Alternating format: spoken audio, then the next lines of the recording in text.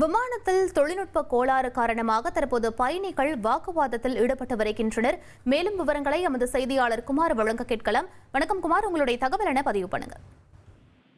மதுரை விமான நிலையத்திலிருந்து துபாய் செல்லக்கூடிய ஸ்பைஸ் ஜெட் விமானம் இன்று காலை வழக்கம் போல் 5 மணி அளவில் துபாயிலிருந்து கிளம்ப வேண்டியது. அதாவது சரியாக பார்த்தோம்னால் 6:40 மணிக்கு அங்கிருந்து புறப்பட்டு மதியம் 12 மணிக்கு பயணிகளுடன் மதுரை விமான நிலையம் வந்தடைந்தது.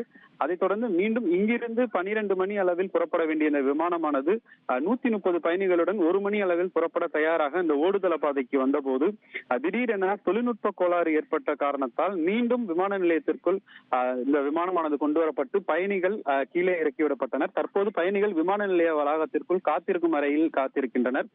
கிட்டத்தட்ட 3 மணி நேரங்களுக்கு மேலாக இந்த விமான நிலையத்திற்குள் காத்திருப்பதால் குழந்தைகள் மற்றும் முதியவர்கள் மிகவும் சிரமத்திற்குள்ளாகியுள்ளதாகவும் உடனடியாக தங்களுக்கு மாற்று ஏற்பாடு செய்ய வேண்டும் என்று தற்போது இந்த விமான நிலைய அதிகாரிகளுடன் இந்த பயணிகள் வாக்குவாதத்தில் ஈடுபட்டு வருகின்றனர்.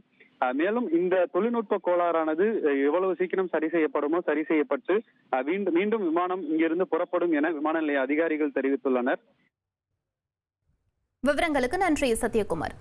உங்கள் தந்தி ஒன் தொலைக்காட்சியில் கர்ணன் தினமும் இரவு 7 மணிக்கு காண தவறாதீர்கள்.